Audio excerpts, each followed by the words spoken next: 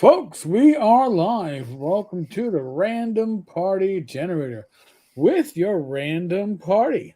Rob Conley, Batniatic Games, Chubby Funster, the one that's currently doing a little bit of a Darth Vader impression, but that's the whole. Sorry, I The had whole COVID. I actually caught the new COVID. he's Oh, got, did you? I'm almost over it now, but I still have a little bit of cough. he's got, he's got the disease that they call COVID.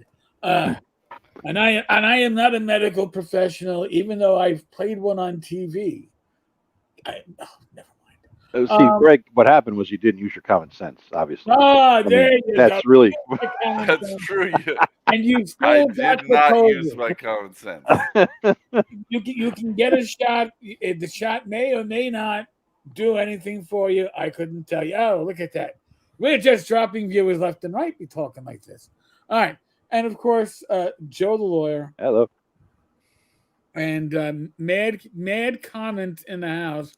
I need to catch up to you all that are yapping away. But three three out of four of your hosts were in ShireCon this past weekend. Man, no wonder Ringo sucks. What the hell, man? We'll show up there next time. I had a blast at ShireCon. It was a lot of fun. Yeah, it was good. I mean, normally when I am at ShireCon, I run a game. And then last year I ran a game and I played in a game, and that was like, woohoo! And this year, because we had the official Friday night session, I actually played in a game Friday night, ran a game Saturday morning, and played it in a third game, or played in the second game. I was in a third game for Saturday afternoon, and that was a lot of gaming for me over the course of a day and a half. Yeah. I was like, it was holy good. shit. It was great that they actually had it so that you could go on a Friday. I ran a game on a Friday night. My usual thing is I'll play in a game on Saturday morning, and Saturday afternoon just chill out, hang out, bullshit, buy shit, that sort of a deal. Just then have a nice lunch and then dinner or whatever. But it was kind of cool to go Friday. The day and a half convention was great. I haven't run a game at a convention since Christ 08, 9, and I've only run 2 now in my life at a convention. One's Really? in 09 and one's here. Yeah, I've never. It's a weird thing. No, I've lost count of how many convention games I have run over the years. Working as I did for a while with Frog God running Sword of Wizardry Light, you lose track. I was running games at every con, often multiple times at each one. But well, I ran my 16th game of Scourge of the Demon Wolf. 16th, Jesus Christ! Damn. Talk about play testing. Now, all right, I'm going to ask the two of you, because we got Rob, who runs a lot of convention games when he goes to conventions, and certainly runs a lot of play tests with, I guess, diverse groups, and Joe, who hasn't run a convention game over there, Killian, in 15 years. What differences do you find as a GM running a convention game on the table? Games. Well, I mean, a convention game. I felt nervous as shit, because I have an obligation. It hit me like all of a sudden the responsibility that I have that these people, some of you guys, right? It was you, Rach, and Tim, and then the rest were 4 other guys. Bob's here; he was in there too. I think if that's Bob G, I think it's the guy, right? So I felt this huge responsibility of shit. I really have to do well and entertain these guys and make it fun because they've given up 4 hours of their night. They could have been doing numerous other games they could have been playing in, or they could have run a game, or they could have just been having a beer somewhere. But they said, I'm going to spend 4 hours with you, and I'm counting on you to run a fun game for me.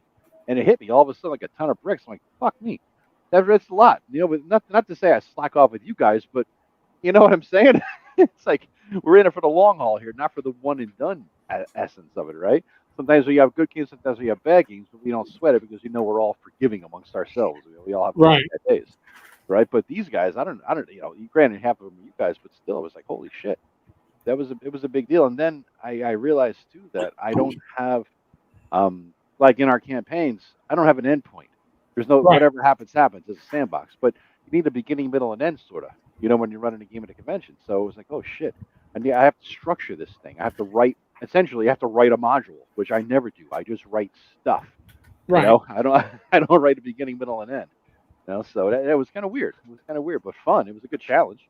You know, good challenge. People seem to like it, so cool. My biggest worry, I run out of time, but I was nervous because my first session on Friday night was into the city state, and not only it was the first time I ran it, I forgot my whiz bang color map, so I had to at Joe's house. I had to print out a poor man's version of this that was black and white, and Thanks, Bob. huh? I was just saying thank you to Bob there. I didn't see he commented. Go ahead. Sorry. Okay. So thanks for letting me do that, Joe. That saved my bacon. But yeah, it was the first time I ran it. And now, generally, I'm pretty good coming up with sandbox situations that have a ending point. Often there's multiple, but there's a point where it's obviously that the situation's going to get resolved. Right. And but as far as how they get from point A to point B, how beginning to end, I literally just set up the pieces and let the group find their own way. Now the downside is that out of all the stuff, like you experience what I do in the city state campaign. Out of all those situations, only very few of them are self-contained enough for me to run as a convention, because it has to be a clear path, and usually like a mission of some sort. So into city state was I did run the dungeon for you and Greg. So I was confident about that, but all the stuff that led up to the dungeon was completely different. So what I did is I tweaked it in that the magic users whose basement that dungeon is, he was noted for making golems. And like your adventure, he was executed by Dvorak for treason, but they never discovered his basement. And now there's rumors throughout the city that, well, among a certain segment, that his basement discovered. And so this rich merchant guy hires the party because he wants the manual of Gollum that they never found, that this guy supposedly had. So that was the focus. Yeah. Did they find my guy's corpse in there from the last session I played? No, they didn't go the one side. See, the dungeon is divided. The thing about the dungeon is that if you access it from the house, or the sewer for that matter, there are secret doors that divide it into two. And if you don't find the secret door, you think it's like nothing. Yeah. You know, you think it's half what it really is. But so your body was in the sewer half, but they had to go left instead of right. Okay. Well, from their perspective, they had to go right instead of left, but they went left, and they never went in there. They basically went left, found the secret door, went further in, ran into that weird fae that was sorting spider web strands, and they didn't. They kind of figured out there were spiders in that area, so didn't mess with that. Yeah. They went through the training room and they just scampered through that. So the training automaton didn't have time to activate. But then they figured out where the lab was, and they went back through, beeline to the lab, and they found the manual of Gollum. And they didn't fight the goblins either because they basically bribed them. But they did have since they went through the sewers, they had a counter with a giant crocodile, and I rolled one of the best monster criticals ever. So they get the idea that there's something big coming toward them, and they could see just enough to start shooting arrows. And they finally hit it, angered it. They dashed toward them, and I rolled one of the party. It had choice of 3 target. I rolled the party member, and then I rolled the attack, and it was a nat 20. And then I rolled a hit together, so it does double max damage. And boy, in Swords and Wizardry, giant crocodiles are vicious, and I did 48 points of damage. Yeah. Did they have fun? Yeah, they have a lot of fun. Good. That's all that matters. In the second group, in Scourge of the Demon Wolf, they actually tackled it a little bit different way than the other group, but they didn't make this. So they're one of only two groups that went from the. They went to the village, discovered there were bandits pretending to be wolves, and then they figured out that the bandits were fencing. They figured that the bandits were the cause of all the problem, but instead of going back to the Baron and saying, "Hey, we solved the problem," like the first group who concluded this, they say, we better go check the village because they need to know to start the harvest. Oh, somebody is. Huh? Somebody has a bad mic. Yeah, it's not me. Oh, was it me? It might be you. I'm gonna What check. happened? Hello. Hello. Yeah, you are. Am I shitting out? You're shitting out, man. What are you doing? I don't know. You know what? I got the AC on behind me. Maybe that's what's picking up hum or something. It is humming. Okay. And it's getting some crossfeed. Oh Jesus! All right, let me go turn the AC off. Hold on. All right. Yeah. But overall, it was good.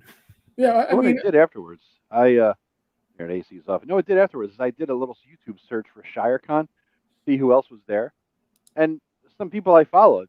This guy Unscripted and Unchained, he has a YouTube channel. He was there apparently. I didn't know who the hell he is. I didn't know he was even going to be there.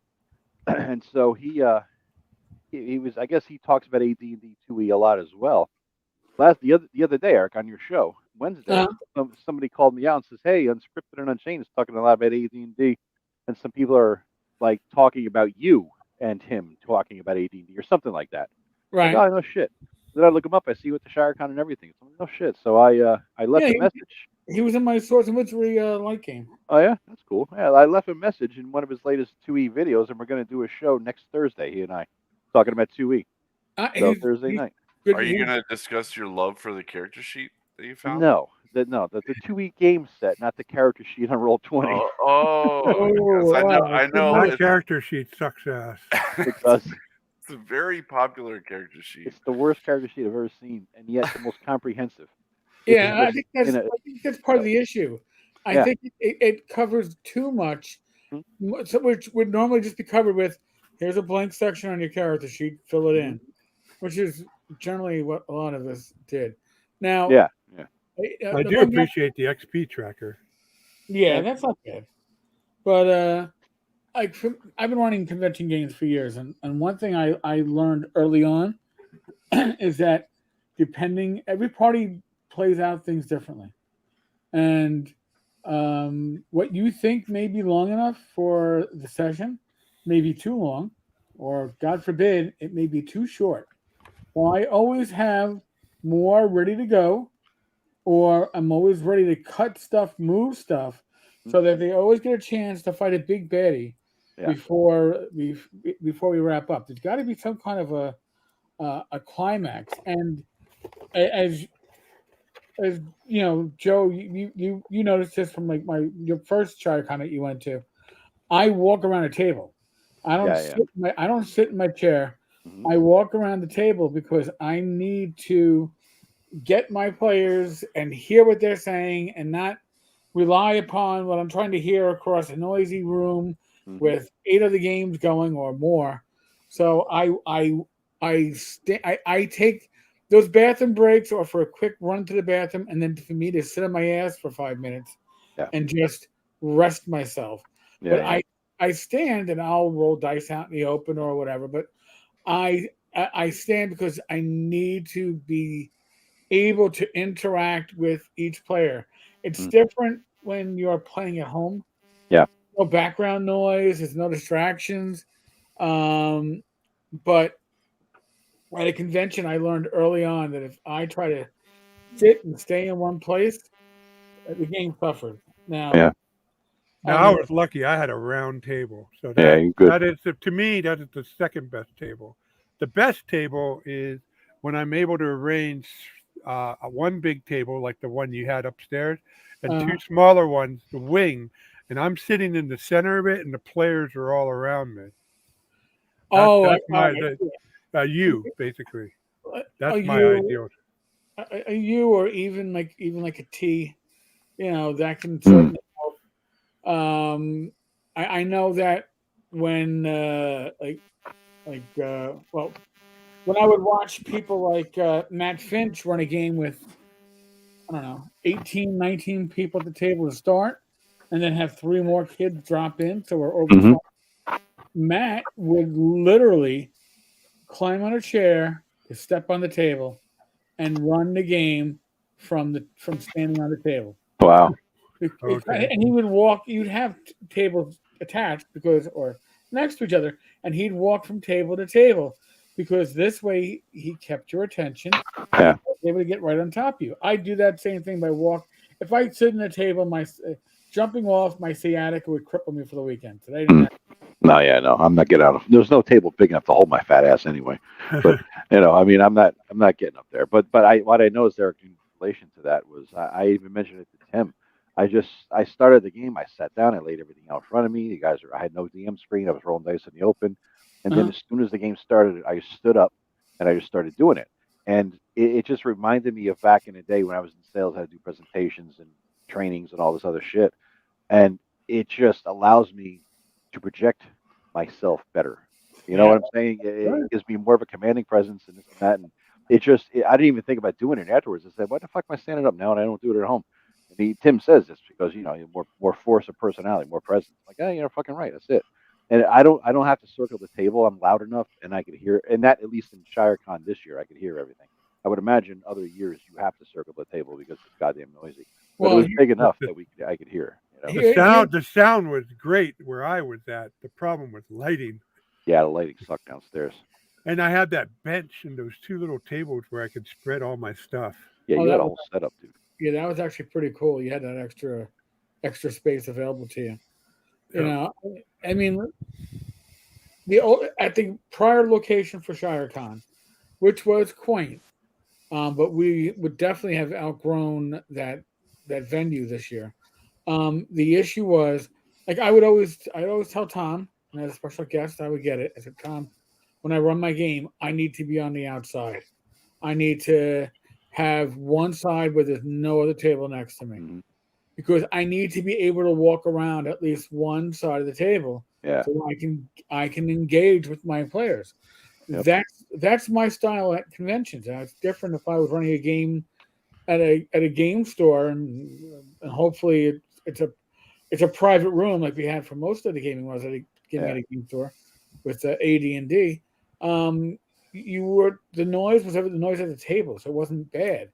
When you're in a public space, the noise becomes an issue, and I get around it by walking around my players. It helps. You know what was weird? Now you say game store.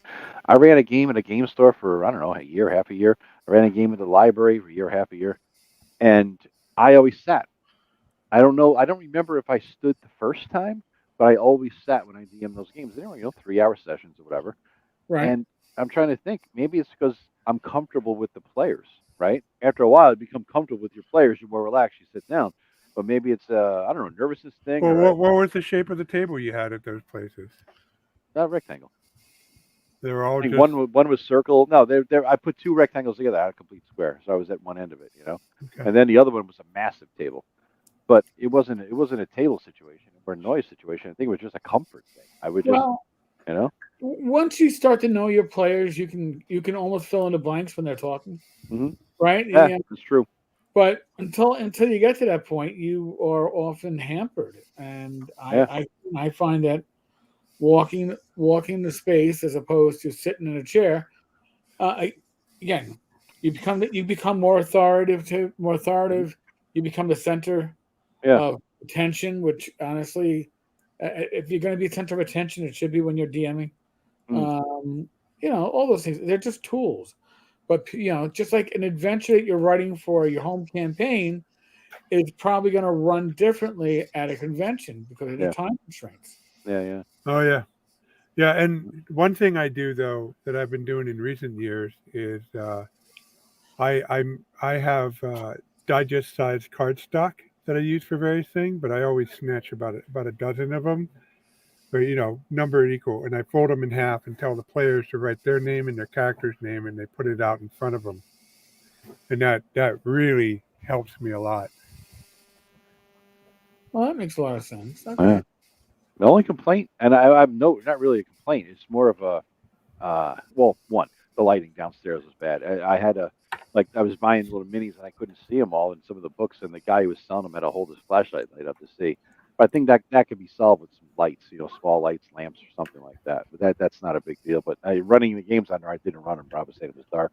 But the only other thing I'd say, just in terms of growth, would be, and I suggest this to Tom. I don't know how we do, but I guess there's a hotel about 20 minutes outside of the town this was held in. If he could figure out a way to get a deal at that hotel, and then maybe some sort of shuttle bus service a few times, morning, noon, and night kind of a deal, Right. 4 times. I think that'd be great, because I honestly, I stayed, I went there Friday night, ran the game and this and that, and me and Tim drove back. And by the time we got back here, I mean, it's an hour away. I was like, for number one, you're not going to drink, right? Number two, it's a late fucking night. I don't think we got to bed till 12:30. Right. Then we're up again at like 5:30 to go again to the next day. I would have been able to sleep in, have a couple drinks, not have to leave so early. If there was I would have stayed over, even though it was an hour from my house. I literally would have stayed over at a hotel 20 minutes away if there was a shuttle. Yeah, I stayed at me and Kellyanne stayed at the Lotus Tree Bed and Breakfast just up the road, and that was great. Plus, they served a nice breakfast. There, see, that's the kind of thing I would. Yeah, and Tom saved my bacon by allowing me to store my crate. I mean, I packed it all up, but they have a little kitchenette area, and he said, "Yeah, you can go ahead and store your crate there." Yeah, Rob's crate's no joke, by the way. We're not talking a milk crate here, guys. I had to carry it to the car, that motherfucker. I hadn't been working out for the last. I'm not pulling that out to show people on the camera. I still haven't unpacked it. So there's no bag of holding big enough that Rob could pull that fucking crate out. And I'm going to bring more next year. I'm going to bring my Dwarven Forage finally. It's not much more, but it's more. Good God. Okay. Greg, you still alive? Hey, you're muted over there, man. Yeah, Nothing. I didn't want Darth Vader or anybody, but I wasn't there because I have a long way to go to get up there, and people who care about me down here, so I chose to stay with them. We don't care about you, motherfucker. Care a little bit. I am mad that I didn't get to see you lose the fight to Rob. Yeah, he beat my ass. He beat my ass in the first game, the first match, right-handed, and then I beat him left-handed. So in my eyes, that's a tie. Yeah, you beat me. Oh, hold on. That's not the complete story. You beat me. I trash you at right-handed, and you beat me by a half a point left-handed. Hey, horseshoes and aggregates, bitch. A win is a win, man. That's all. I'm gonna say that sounds to me like Rob let you get a face-saving left-handed. No, I did not let him. I was Rob. You don't have to let him. Okay, but I'm honoring you today, Joe, with my special avatar. There's actually a video game called Joe Lost, which I didn't know. But when I is that what that? I can't see it, Craig. When I googled Joe Lost, that came up. Yeah. So I figure, hey, it must be a great video game. I mean, since you lose a lot. Me and Rob are going to do another. Then we were just messing around after that. Tim didn't want to have fun, and Kellyanne and I fought. That was fun. And then Rob and Kellyanne fought. That was fun. And then Rob's like, something like, you want to do it again? I'm like, no, let's save it for ShireCon next year. Maybe a raffle, raise money, something. We want to see two old fat fucks beat the hell out of each other with foam swords next year at ShireCon. If we could get a little bit of money donated. See this extravaganza. We're going to need some money to buy you an iron mask, so we don't have, I know that's the other. Keep your identity secret. I do have the anonymous mask from B or whatever the hell it is. Are you going to have a shield next year, Joe? That's a private sex mask. We're not going to make you wear that in public. I also have the Batman mask. Him and hers that way. Now, are you a believer that a shield is pretty goddamn effective? Oh yeah, that was good. Right. The thing is, we were going to fight with swords and shields, but I ordered this goddamn Viking. Here's the mistake number one, guys. Tell me if you could find the mistake in this sentence. I ordered an authentic Viking shield from India. Guess what happened in shipping on that motherfucking thing? Never got here. No, hasn't shown up yet. No, I never did. I got the money back. After like a month and a half. I was like, "Where'd the goddamn shield?" Wait. I know who you can buy a Viking shield, an authentic Viking shield from. Is it good? Like I can use it? As Oh, no, sword no, fight? it is Yeah. Doug. Who? Of Gaming Ballistic, he sells them. Get the fuck he out. makes them. He Yeah, he Seriously? makes them himself. Seriously. Oh, shit. He's in one of the live steel clubs. Not HEMA, but something very similar All right. that focuses on Viking. He lives in Minnesota, so it's like All right. Oh, Scandinavia Junior up there. I'm looking at his website. Where the hell is it here? Just contact him through Discord or whatever, and see if he can hook you up. All right, that's cool. It's a good. All right, that'd be fun. That'd be fun. It gives me a little goal to work towards next year too. A little goal to lose a little more weight. I think Rob, one and Rob are not light people. I think they're center grip though. So Joe, you're gonna have to work on that arm. Oh yeah. No, that's like I say. It gives me a little goal. A little. Joe, goal. if Joe does have one physical advantage, it's a strong grip from repeated use of one hand. Oh. God. Oh my God! All right, Oh, so, yeah, Don't you have your shield in your left hand? I'm sorry. no, He doesn't sell them on the website though, Rob. I guess. no, but you gotta just contact him. He'll Okay. he doesn't. They when he makes them, they sell fast. All right. That's cool. He had a couple Kickstarter where he offered them in addition to the Kickstarter. Yeah. All right. But when I was still working, we had a chief that was a health buff, and she had her little clique of other health buffs, detectives, and ass kissers, and they'd go out running almost on a daily basis instead of having a meal. So they're getting ready to go out and all this stuff, and she sees me in the hallway. I'm walking from one office to another, and she's like, "Eric," I'm like, "Yes, Chief. When are you going to join us? When are you going to work out?" And I'm like, over.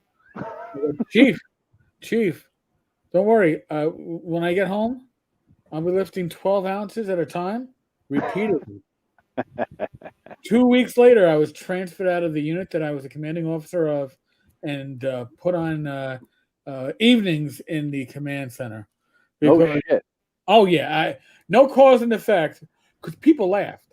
People laughed at it. It was a good spontaneous joke. Yeah. And I was already on my way out, so I was like, they were like, "Oh, we can use his position to find somebody who's willing to kiss ass and get a promotion out of it, as opposed to Eric, who's knows he's got 6 months to go and fuck you." Yeah. What an asshole. God. Oh, what? Before I forget, so Tammy, this is the map that I forgot of City State. Well, so again, many thanks to Joe for letting me use his printer to do the black and white. No worries, dude. Plenty ink. Easy enough, You did it. I didn't do the work. I just gave the computer. I just warned you about going into the search history. If I remember. And actually, I think using the dry erase board worked out better, but I had a dry erase for the final fight of Scourge of the Demon. I had a battle map for the last battle of Scourge of the Demon Wolf. Is that the one with the Russet Lord in it? No. Demon Wolf. Darn. I feel like the Russet Lord should have his own box set. Oh, and thanks, Eric, for getting that original to me, and thanks to the artist. The original Fugly art, yes. It was a classic. Well, it's classic. I didn't get it until a few weeks ago. That's okay. So we're all saying it. Receipts of the Lusted Lord. What's the name of the adventure, Rob? It's just a little pun. But Fugly does good work. So for those that don't know, Tim Short, who did not design or deign to be with us tonight, won the hand and eye of Vecna. That was cool. That was awesome. Joe, you know what? Don't worry. That is funny, by the way. Joe just sent me a private chat. So, don't worry about it. There's nothing there that's really. No, as long as it's not taking up too much space on your side. No, it's a problem. I forgot it was there, dude. I'm looking at it right now. I'm like, shit. Well, and I'll be honest with you. I have some, God forbid, dare I say it, 5e stuff that I was supposed to bring. Oh, yeah, for you, because for resource use, because I don't use 5e stuff, and I have a ton of 5e Frog God stuff that was All right. Yeah. That's cool. sent to me a while ago. Yeah. Okay. Mr. You got someone coming in? Gunn is in the room. Howdy, Good. Mr. Gunn. He's Oh, okay. Mr. Gunn is a frequent flyer for the live streams on this channel. Yeah. I don't know. You don't get frequent flyer mileage though. That's a shame. I wish Oh, you yeah. could. Get together in New York City one more time before Christmas. You know what I mean? Hang out. Yeah. No, definitely. We got to do another trip in. Yeah. I got to find. If you think about it, Eric, Experience Points is basically a frequent flyer program. That's why we've got some people in Joe's game who haven't shown up, and they have a low frequent flyer point. I know. I need at least one more section for third. That's right. Yeah. Yeah, you're lagging behind, but Vance is the furthest. Yeah, I always had some stuff going on, but yeah, you're the one lagging behind. I thought everybody would be third level, but you're just below it, Eric. I'm just below. Yeah. First off, I don't have a stat adjustment for my wisdom. It's not high enough to give me a bonus. And then you have the built-in Joe penalty. Yeah, demi-human penalty for XP. I took away level caps for demi-humans. I thought it was stupid. But since they're starting out the gate with all kinds of abilities, I said, well, you know what? No level limits, but I'll put an XP cap. And I think I did like 50% or something. The thing is, 2E level caps were really, because remember, if you had a high prime score, you could exceed the level caps, yada, yada, yada. 2E level caps were not like 1E level caps. 2E level caps got you to the meat of a campaign and beyond. Yeah, they did. They did. You just and I think with the 2E level caps, if you were like a single class, you could go 2 levels higher than the level. They had all these wacky rules. Yeah. It was crunchy because one person thought that was good.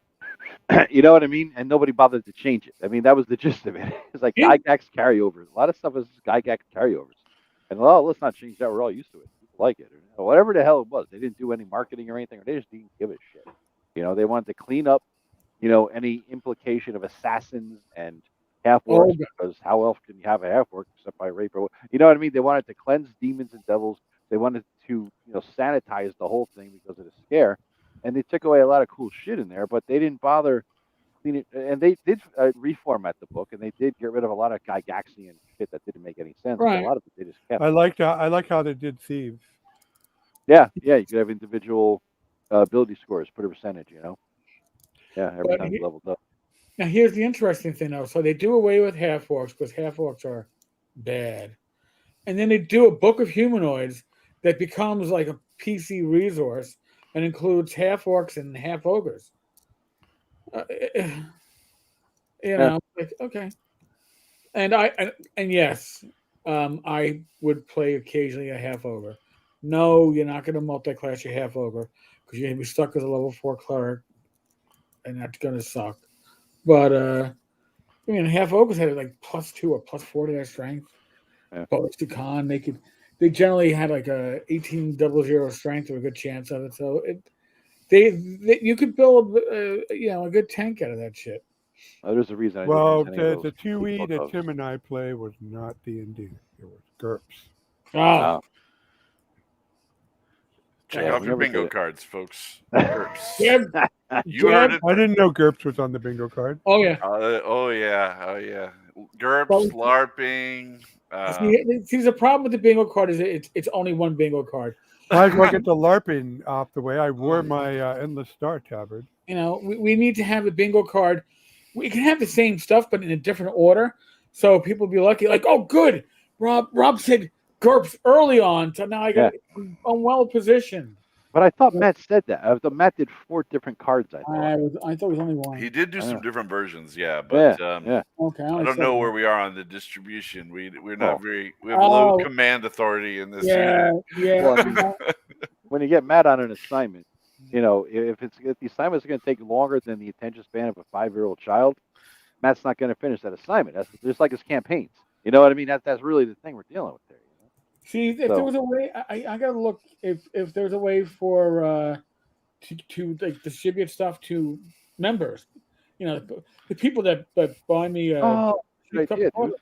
Yeah. be able to distribute these, and that could be one of the perks. Like, hey, you get your bingo card, and if you're the winner of a session with the bingo card, well, then that live stream you get $10 in drive-through money or something like that. We'd make it fun. By the way, we hit 3,000 I was about to subscribers on say, Wednesday. congratulations. Yeah, we're up to $3,000, man. Congrats. That's awesome. Yeah, this is just me, man. This is a team effort. It isn't just me. I am not the only one here. Yeah, So but at the end of the Scourge of the Demon, speaking of giveaways, at the end of the Scourge of the Demon Wolf, I had everybody voted on the most valuable player, and Helen and let's see, not Drew, Michael. No, Keith. Helen and Keith tied.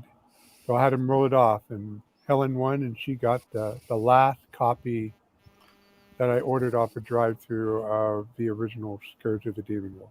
It will come out again, but the back chapter is going to be different. Here's another reason to play Rob's games. As my brother pointed out to me, as we're sitting there after we're sitting having a few drinks of stuff, and it's like, Rob just gave away all the fucking hardcover copies of his book. I'm like, what? They just gave away all his players. I'm like, Jesus Christ, you're gonna lose fucking money. What the hell are you doing? Another reason to play Rob's game. You get free shit. I know what to do next year, Joe. It's not going to be a problem next year. I should have contacted Tom early on, and then he could have taken care of it for me. Yeah. Sell the stuff, man. Get it. Raji get some shit there, Shit, he hasn't been in Connecticut since he used to live here. 30 years ago. So, so yeah. I'm there in my presence. Mm-hmm. Hopefully clothed presence, but yes. Yeah. So now, as a person who doesn't, I've never been to ShireCon, don't know much about it. I mean, from the name, obviously, is there a Lord of the Rings theme to some elements of it? How does that work? It is held on Bilbo Baggins' birthday weekend. The closest weekend is September 20th, I believe. Yeah. So that's the gist of it. So he always tries to have it the closest one to Bilbo's actual birthday. There's not like Lord of the Rings themed games or no. Not that I saw. Well, that'd be kind of cool though. I mean, shit. Yeah. Maybe I should run Adventures in Middle Earth next time. I really like the One Ring as a system. I'm actually not that big of a fan of the way kind of a lot of Lord of the Rings games that I've played in have tried to stick too close to movie thing, kind of like when you run Star Wars too close to the movie elements. Yeah, it's just not. It's not as good to me. I'd rather have some more separation than that. Brian Tackley, he had a really awesome campaign that where he ran a bunch of independent ideas. But other than that one, I just not really had some great experience with it. But I really love the One Ring as a system. I think it's really cool. It experiments with having different aspects of your character being rolled than in a D&D game. Like having a heart stat and you roll for it, when you're under a courageous situation or something like that. Yeah, stuff like that is just cool. But I mean, when you play with Joe, you're stuck with D&D or D&D. No, that's pretty much probably. I like the Lord of the Rings role playing and Adventures in Middle Earth over the One Ring version, and they tweaked 5e. So it's 5. The core of it are like the basic rules of 5e, but the way they do classes, the way they do feats, what they call virtues, the way the shadow works, it's its own unique system. And unlike the One Ring, the combat system, the combat system isn't so vague. It's in the One Ring combat system seems like a suggestion. In Lord of the Rings role playing, it's much more solid in my opinion.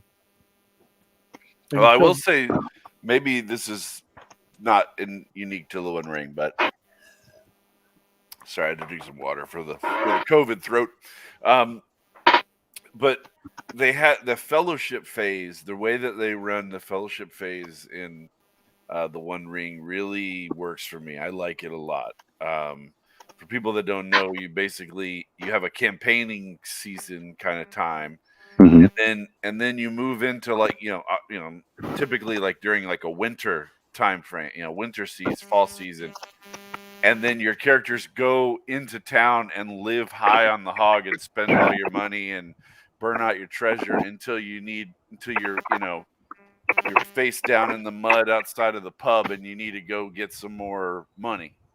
Yeah. But by doing that, you build up social relationships. It's not just you're just carousing endlessly for no reason. You're building up your reputation with people. You use it to trade in for social status and all kinds of stuff like that, which I think is really cool. Maybe they didn't invent that. That was the first place I saw it. I No, think in it's 5e a has useful idea. downtime, but they implement it the same way as in. Are you saying 5e D&D or 5e Middle Earth role playing? Is there a 5e Middle Earth role playing? Mm-hmm. He's going for it. I'm just saying I don't remember people talking. I haven't. Okay, There is. see, when you say 5e, that's the last thing that's approaching my mind. Yeah. Yeah. Did you guys see this Kickstarter? What I'm curious about is if it's like has maps of the dungeon. I can't tell. Like I can't tell that if I bought this One Ring Kickstarter of Moria, I cannot tell by reading the description if I'm going to have a complete freaking map of Moria, or because some of the language in here it suggests that you can do what you want with it and blah blah blah. I mean, it doesn't make any sense. Rob, did you back this thing? Yes. Why? I mean, what is it going to get us if you back it? Am I going to get a? I don't know. It's going to be good. It's one of the few because it's one of the few systems that I buy. I'll just buy the latest supplement, sight unseen. Yeah. I know it's good. I mean, I can't show it to you, but I mean, I have all the Adventures in Middle Earth supplement, and the Lord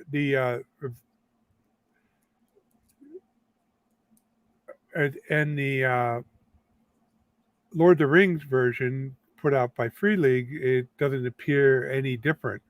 I mean, I got to admit the Shire supplement is kind of sedate compared to what they did with the Waterlands and Adventures in Middle Earth, but it's full of lore. There's adventuring possibilities, and your actions matter, and it's just as good. And here's the thing, Greg.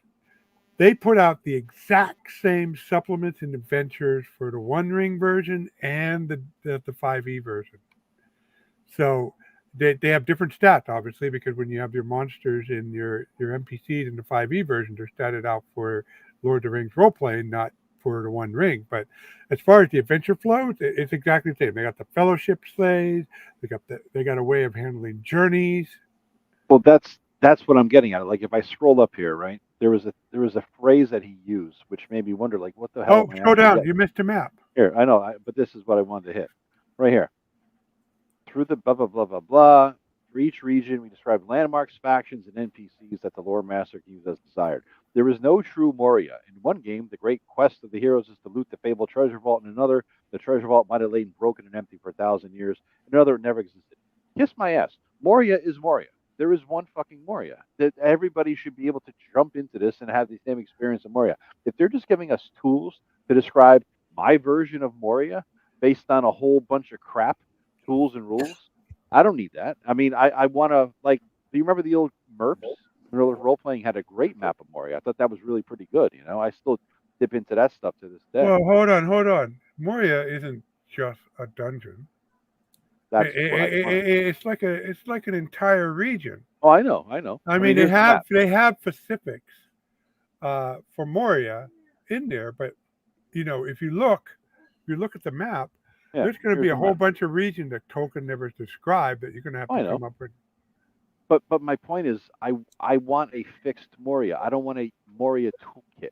I don't want a tool set that I can make my own Moria. We could all make our own unique Moria. No, I want a Moria. I don't have it has to be as close as Tolkien ever talked about it, but give me something that I could run my players through and that any group could go through. That's the same damn thing. I mean, it looks like a cool map. I'll give you that. I don't know what the hell I'm going to be able to do with it as a DM in terms of let me run my players through a dungeon, it's not going to really fly like that. Okay, if it's like the region guide, if you, That's what I mean. If it's a region guide to Moria, I don't give a shit. I That's the only drawback. I don't have any of my adventures in Middle Earth behind me. Cool looking map though, and great graphics, and all their quality of everything is nice.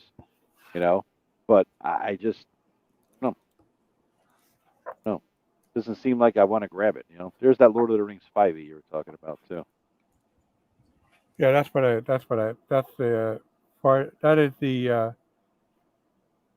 I mean, it's just like it's like this. They describe you what's in Vine Bowl Wood, and they give you a few details. But to flesh it out, I mean, you're going to have to flesh it out. I mean, it's just too big for it to detail it to the nth degree, like Judges Guild did with the Waterlands. Yeah. But I mean, and the Moria, it's the same way. Moria is a region, and the regional modules. It's going to be a mix of. My guess is going to be a mix of specific encounters, specific maps, but the bulk of it, they're just going to explain how Moria works, who lives there, what are your tools that you can use to populate all these areas of Moria that Tolkien never bothered to getting around the detail. I guess that's not why I buy a module though. That's whenever I saw the older modules where there was like empty space and fill it in yourself. And what was it, B1? It's not a module, Joe. It's- That's what I'm trying to get across. It's not. I know. That's what I want, though. I'm not going to back anything that I can't run at the table out of the But box. it's too big to be a module, so it's basically a setting.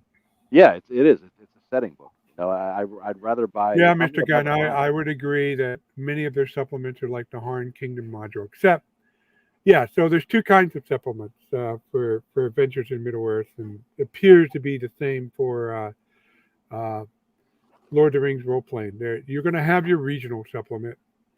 That's going to be what I like showing you there. And then they will have a book of adventures. And the adventures are in the detail that you want, Joe. Yeah. So the two work hand in hand. So my prediction is they are making a box set. So I want to, if they don't have it in this, they will come out with a memorial Moria Adventures book. Yes, climbing. They do it for every supplement they have. Yeah. Well, yes, climbing the mountain. We talked about Rob bit my ass in the right-handed game, and I beat his ass in the left-handed game. So it was a complete tie. There was an ass beating, and who did we just lose? Oh, we just lost Chubby. And there was we lost the Funster. There was an ass beating, and then there was Joe defeating Rob left-handed. And therefore I don't know. Tie. It's like saying, listen, the Yankees won 12-0. That's an ass beating. The Yankees. I hit the wrong button. Yeah, he Actually, it's more like 12-3. He is a liar. It's more like 12-3. It was a tie. Look at it that way. I won. Joe lost. Oh, please. Listen, if you're looking at the standings, it is 1-1. No, I stand it. by 1-1. My original response was the correct one. When the fight happens, it goes 24 hours on the text chat with no bragging from Joe. I knew he had lost. Tim was holding off on the video. You can come up with whatever story you want to tell. That's fine. Yeah. Oh, yeah, left-handed. We fought under an umbrella, and I turned to the right, and whatever. Mm-hmm. You lost right-handed in the intended manly fashion, and then you came up with some other way to cover your ass and say it wasn't a total. You won. I won that. It's a complete and utter tie, and that's it. Yeah, I won a complete tie, and next year tiebreaker. Yeah, that's all it is. Tiebreaker next year for money, of course. Donation at ShireCon, and they will all go to charity. That charity being my beer fund, and we're good. Well, of course, it'll be a real charity if you want to do it. All right. So looking at this, I predict that they will probably have an Adventures in Moria book. Think so? like Yeah, an actual module. It's going to be like probably 5 or 6 adventures that take place in Moria. So there'll be locations that'll be detailed, but Yeah. it's not going to give you Uber Dungeon. Think of the D series. Okay, think of the D series. You're going through the D series, and there's this huge part of the D series where you're traveling from one location to another. Mhm. Yes, you're in caverns in it, but the exciting shit happens in these specific locations. They're not, they're just a general map getting you from one location to the other. So if they're gonna do that, then yeah, you'll have specific encounters, specific adventures that take place in Moria that will detail out those locations, but you're not gonna have, I don't know, Undermountain 1, 2, 3, and 4 all connected by. Yeah. And that's what I'd be more looking for. I mean, if they put out that adventure book, a couple hundred pages of those kinds of adventures along with this Kickstarter, I probably would have backed it. To be honest, I would have done. Well, it's pretty thick, so I don't know how much they're going to. Maybe it's going to be divided. It's a single book that's going to have both. I just know that for example, they just came out with Eridor regional supplement, and they have Eridor Adventures. Let me get the names right. Free League.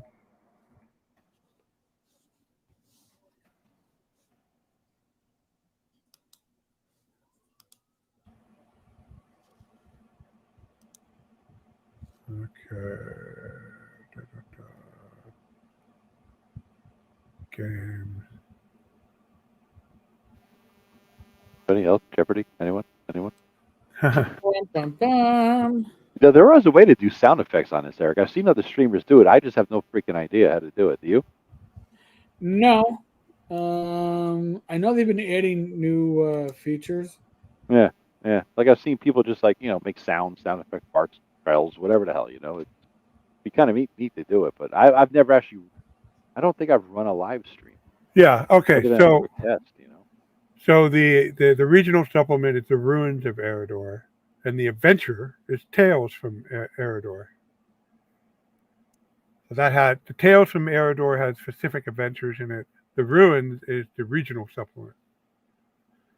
So Moria, I'll check it out then. If something comes out that's usable that I could, because the Moria dungeon, that you could strip the specifics of Moria out and have a really cool thing to go under a dwarven mountain. I've never really seen a good one like that. I mean, Merp's Moria was pretty good. Believe it or not, the Dwarven Forge, not Dwarven Forge. What the hell is that one called? If you knew how to write, Joe, you could just write it. Huh? Yeah, but what the hell I want to write that for if I can have somebody do it for me? If it's good, it saves me the goddamn time. I can have a life, Yeah. well, here's a good example. Lord of the Rings role-playing in the back half describes the Shire as a region. Shire Adventures has the adventures and stuff in it. I always like the Merp's Lord of the Rings game because it put a stripped down version of Arms Lock Lala. What the hell? That Rollmaster game. Yeah, that was kind of fun. And my brother and I would game it like, oh wait, if you travel a mile, you're gonna get that 1 XP. So we're just like, okay, for the winter, my guy's walking around the block over and over and over. That's Orc Talk Show. Merps doesn't hold a candle to the One Ring or Adventures in Middle Earth or Lord of the Rings role playing. I'm sorry.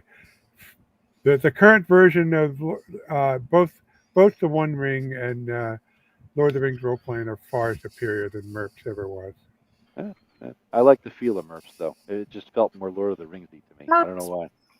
Yeah. You never played Adventures in Middle Earth. How do you know? I looked at it. I'm talking about the feel of not the feel of the game, but the feel of reading the books and looking at it. It just seemed more like Tolkien-y to me. Every Merp supplement, Lord of the Middle Earth supplement I bought was a disappointment. Really? Yeah. Well, now see, the setting stuff was good, but the adventures sucked. Okay, the setting stuff, Angmar and the rest of that was beautiful maps. They were detailed. They weren't really usable in game unless you were going to a setting. They weren't dungeons. But when they wrote adventures for Middle Earth, they sucked because they were generic fantasy adventures thrown into Middle Earth. Believe me, I bought a few and then realized I have to write my own if I'm going to run Middle Earth because the adventures were just not very well done. You know, what was a decent dwarven adventure, like a dwarven cavern, was the I don't know, I think it was a 4E thing or a 3E thing that they converted over. I never played it then, but they converted it to 5E, and I stole it. And I used this as the dwarven mine in Phandelver because I thought the Wave Echo Caves was stupid. I grabbed it's from the book Tales of the Yawning Portal, and it's called the Forge of Fury. Really good maps, really good layout of an I like actual. Forge of Fury. I enjoyed it. I thought it was a good map, a good adventure. It made more sense to me. It was just fun, and I just inserted that for the Wave Echo Caves. When I did it. You know, Pretty cool. I actually got a relevant example from Adventures in Middle Earth. They came out with Erebor. Erebor Adventures. Past my head. And we're at the Lonely Mountain. So like Rob shows his screen. There we go. Mark It's coming. Uh-oh. Somebody's got a bingo at this point when it pops the screen. Eric, did you give away something? As Rob's pulling something up here, did you give away I had a drop on Wednesday. Yeah, no, we gave away a $100 gift certificate to Nice. drive through, and we're going Nice. to do it again the next 2 Wednesdays. Oh, that's cool, man. Good deal. All right, present, share screen, And window. over the next couple of weeks, we should have we should have the slabber on, the guy who's been sealing, grading and sealing RPG products like comic books and coins. Ooh. Okay, so this is the regional guide to the Lonely Mountain. All right. And it details, it's actually doing double duty here. It's detailing Dale and the Kingdom Under the Mountain. And if you go look, let's see if I can find the map.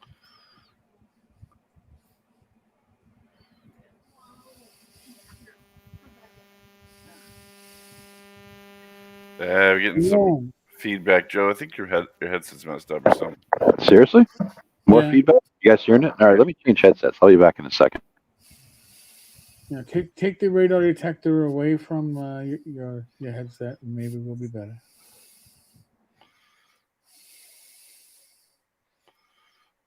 History. No, page 10. I scrolled right past it. So this is the map of Erebor, and you know, it's not like a dungeon map whatsoever. But then you get into the adventure, like, and I'm not going to scroll. Let's get to the table of contents here. So here you have like the Sybil Needle of Hammers and Amble, the Dungeons Deep, some Sleeping Dragonfly, Dark Waters, Shadows in the North, and so these are what you're looking for. Ready to run adventures, and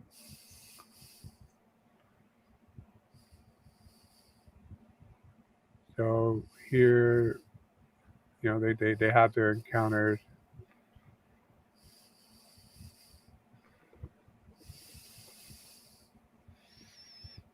Now, Erebor, unlike Moria, is kind of occupied. So here, all the adventures are on the land surrounding Erebor. But in Moria, I expect those adventures to take place in Moria, and because you have Bolland Expedition and you have a whole bunch of other things going on. Okay. And here are the 5E stats, Greg, for the Nazguls. See, right now, Joe has figured I'm no longer on the air, so let me take my 2-minute potty break before I come back. And of course, because of Joe, I went and I found. I don't know about sound effects. You can do music in the background. You can certainly do that, but I don't know if I want to. Yeah, so Mr. Gunn, yeah, Erebor is like Asmir. and Harn is an occupied living city of dwarves, still occupied. And while Moria is more like Kairaz. Sorry, Rob. I'm just gonna get some. This feels a little uncomfortable. Like things are about to get a little crazy. It says feeding the ducks. That's what they're. This is like feeding the ducks on Showtime. Yeah, though. What the hell are we listening to? I don't know what to call it. What is this? These are the under brand. You got to scroll all the way down. It has background music. For what? For StreamYards? StreamYard, yes. Oh shit! Easy listening Oh my music. god! Yeah, this is night driving. If I was listening to this while night driving, I'd be crashed. We're down to 3 watchers, 3 viewers now, guys. So we're doing down to 2. It looks like we're doing something wrong, obviously. All right, let me stop. Let me stop the background. We literally are down to 2 listeners. The people just been dropping. So Eric, halfway point. Are we demonetized yet? Oh, well, I mean, you want everything from my life. Hold on a second. Hold on. Halfway. We are actually monetized. We are Nice. Believe it or not, we are monetized. Bad Mike and I got limited monetization for the last Talking Crit. I don't know why, but I'm sure we talk some shit. We have Mr. Gunn, we have Climbing the Mountain, and we have me watching it on another screen. We have 3 watchers, 3 viewers right now. I don't know if that's because I left for a bit and the start of the show left, or Greg was coughing, or Rob was trying to find a map for 20 minutes, or we had sleeping music, elevator music. I don't know what happened, but we fucked something up tonight. That's all I gotta say. Joe, you wanted to know how we could do sound effects. Yeah. Not like easy. Now you can upload your own music, which means I'm sure you can upload your own sound effect. Yeah. Oh, there you go. Okay, so like a fart sound or a bell or a gong or whatever the hell, dun dun, something like that. Okay. Yeah, Okay. I'm sure you could do it. I'm not sure how effective it would be. We've driven everybody away. This is the worst. I don't know what the hell happened, but we fucked some shit up if we drove everybody away. Stay away from this live stream. It's not for you. So for the remaining viewers, shall we touch on the idea of Wizards of the Coast releasing a 2-dimensional, barely usable fake VTT at the same time that they're going to talk about releasing their 3D VTT? I mean, Wizards of the Coast sucks ass. Film at 11. I mean, when you think about it, right? And this is what blows my mind. It's an alpha. It's not even a beta. Yeah. And they're telling. Oh, and somebody pointed this out. They don't give you a way to report bugs, but they give you a way to report abuse.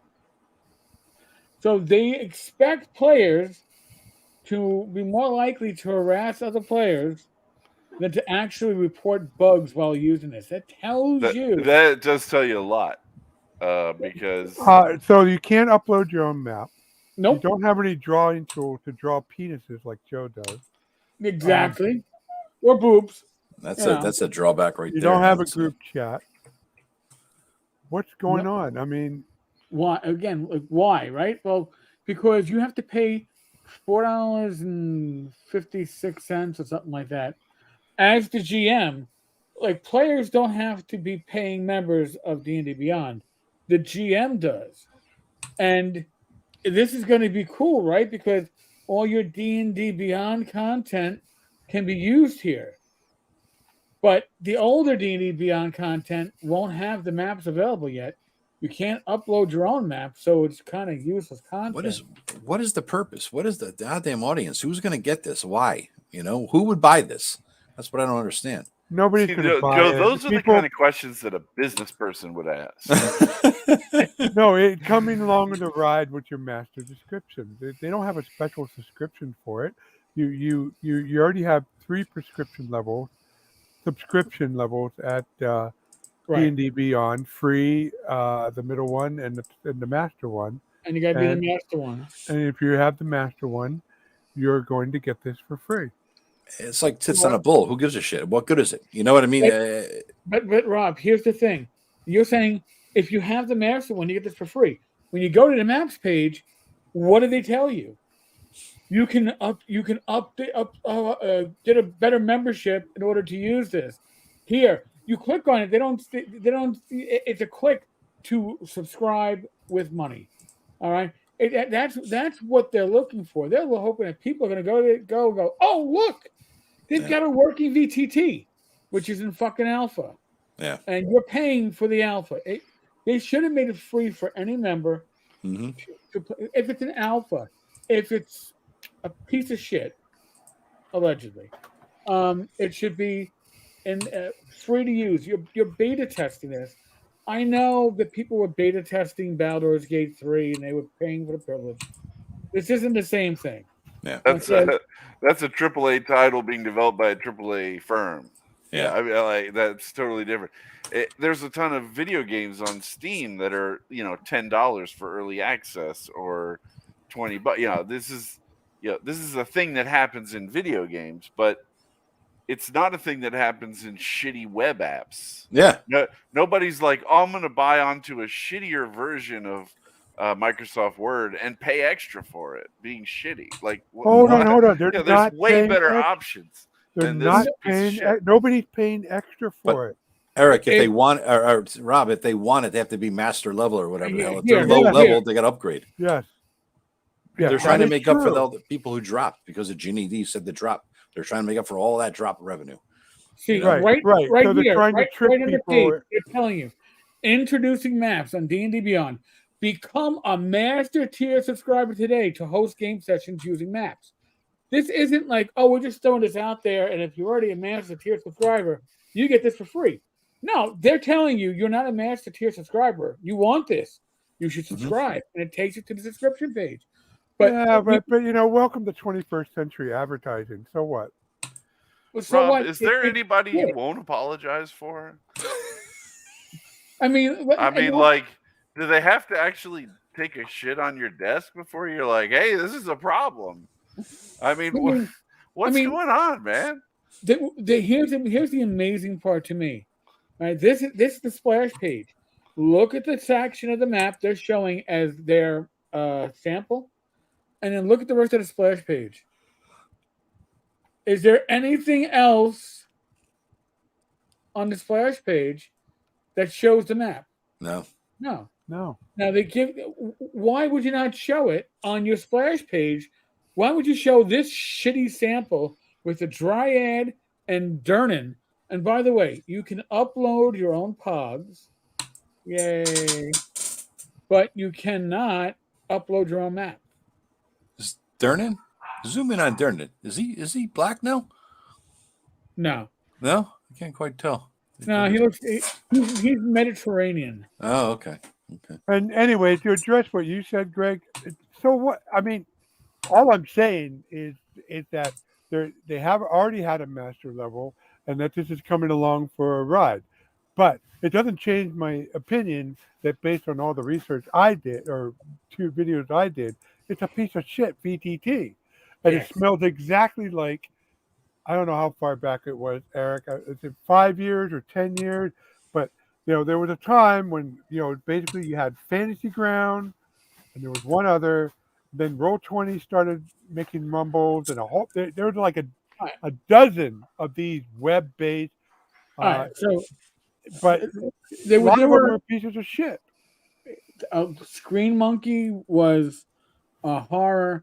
You had Klugworks, which wasn't bad, but it was like playing with 16 color graphics.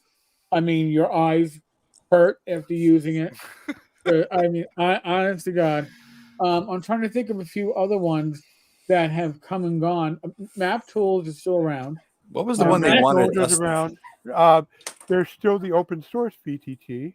I mean, it's like it's over engineered, but Rob, those are things made by like dudes like us, And they're better and they're better than this major company. That's why I'm like, why do you even like they just dropped a turd on your plate and you're like, well, the turd's warm.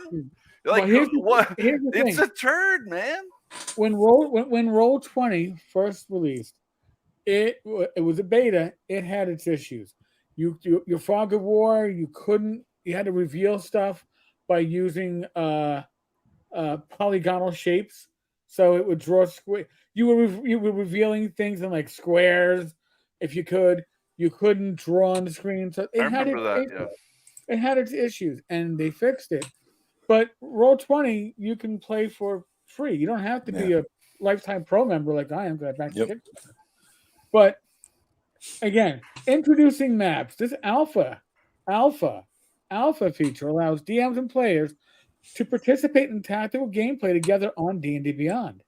As a DM, prep games with maps from sources in your D&D Beyond library, or upload your own creation, but you can't right now if you read their actual facts. Populate your map with tokens representing the characters, their friends, and their foes. You can host. Does it have any automation at all? Did anybody see a video showing any type of automation? No, and I refuse to spend the $4.50 to try this out. I agree. Based on the video. And as for your complaint about what I say, Greg, I focus in on the specific issue that the maps is a turd. I'm not looking to generate a wider conspiracy theory about wizards. I'm just looking at the fact that they offer along their master level tier a piece of shit VTT, and for me that's sufficient. Well, it's not even a VTT, Rob. It's a shit map system that I don't see the purpose of. You're right, Joe. It is. I agree with that. It is not a VTT. It's just a whiteboard, and it's not even a whiteboard. It doesn't have white. You can't draw on it. All you can do is it is. It's a application to let you use several pre-designed flip maps online. Well, yeah, right and here, I mean, about they give you the roadmap to where they're going to go with this, and tool improvements is the first thing they want to do, which is add a point. There's not even a pointer tool, by the way, folks.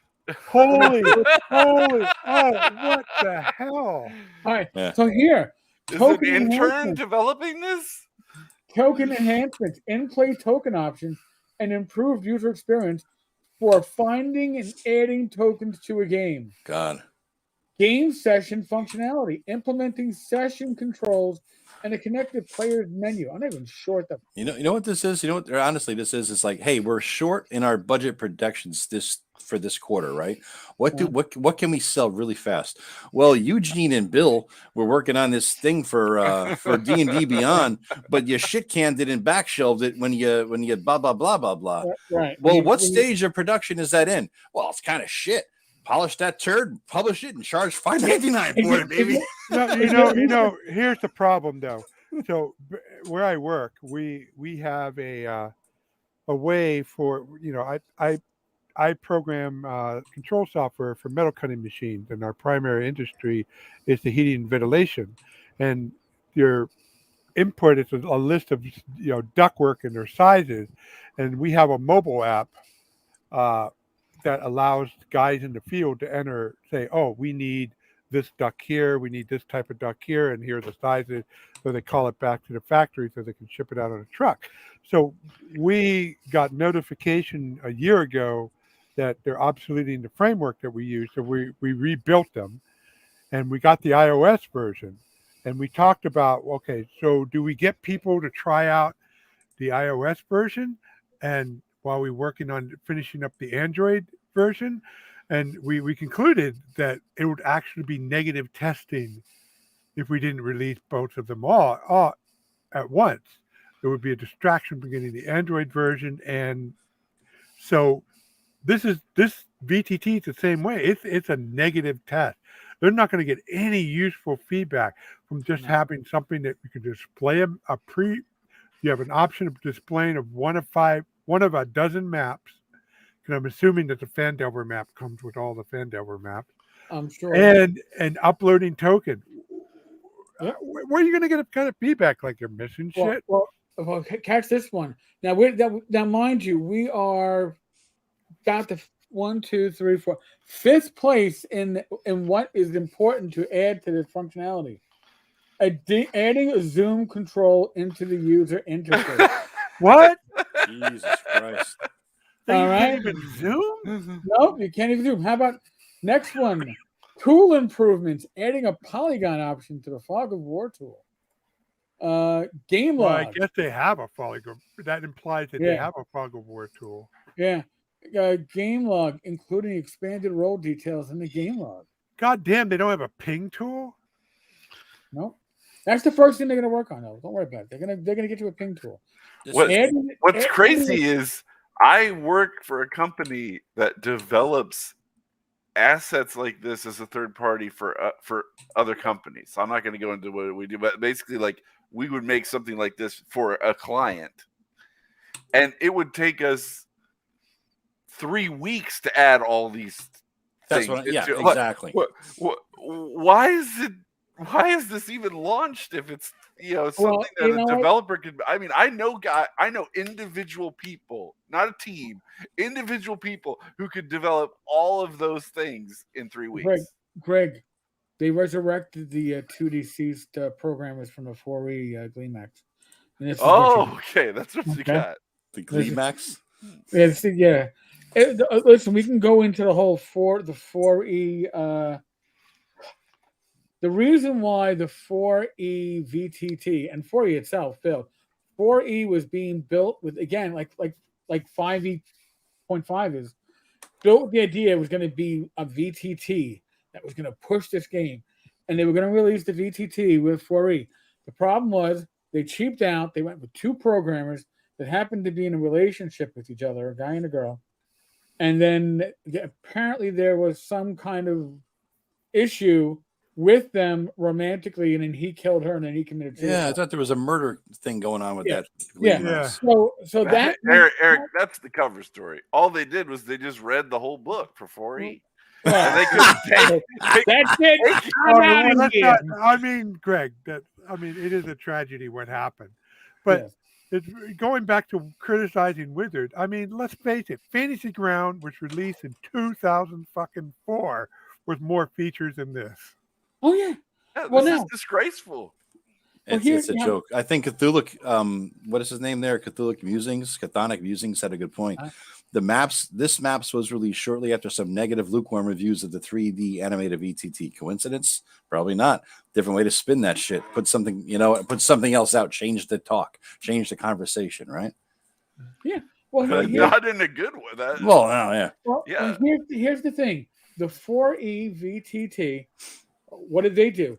They stole the dice animation for their demo that they showed online from Fantasy Grounds. Yeah. No, really? They stole the whole. They stole pixel for pixel. They just said, "Hey, that looks good. We're gonna borrow that." Oh my god. Okay, so now here's the thing with 4E, you were going to buy each miniature. If you needed 6 orcs, you're going to pay 25 cents an orc. That whatever the pricing was going to be. That was the pricing plan for that VTT. That was the plan back with 4E. We are going to see that same logic come here. Now, look at what we have coming up here. Hide, reveal, rename, and adding game data to tokens. You can't do it now. You can't even rename a token. You can't hide it. Measuring tool. Measuring tool is near the end. Ruler tool and integrated token movement measurement. So you know what? Yeah, just move yourself. Do they even like tell their family about these ideas before they implement? Like it's somebody's brother who has to be like, dude, this is a horrible idea. What are you doing? Like, who are they? Are they they're sitting in a bunker somewhere? They're like, the world needs this. Shove it out the door. Insufficient data. We've all been in either corporate or government situations, but you pretty much know. And Greg was on this before.